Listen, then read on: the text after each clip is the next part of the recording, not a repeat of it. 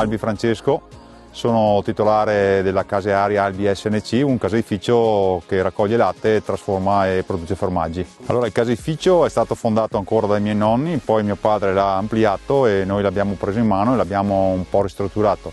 La cascina, dove si trova lo spaccio del caseificio, praticamente era l'antico posto dove i miei nonni, i miei avi producevano il formaggio, trasformando il latte in formaggio, appunto, dove allevavano le mucche. Infatti c'era anche la stalla e dove allevavano pure maiali, polli, e praticamente l'economia era locale e quindi si faceva tutto qua.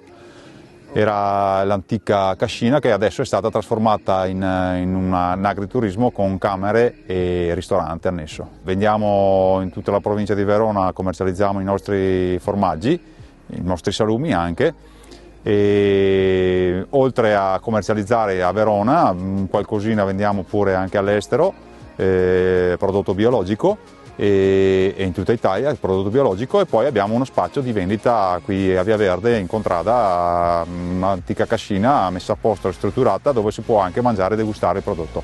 I fondi del GAL a noi servono per modernizzare essenzialmente il caseificio.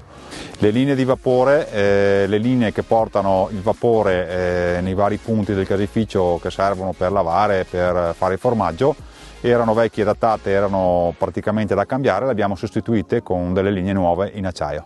Abbiamo preso degli impianti di macchinari nuovi, una zangola per fare burro, un montacarichi per trasportare i pesi, e sostanzialmente abbiamo migliorato quello che è la dotazione tecnologica impiantistica dell'azienda.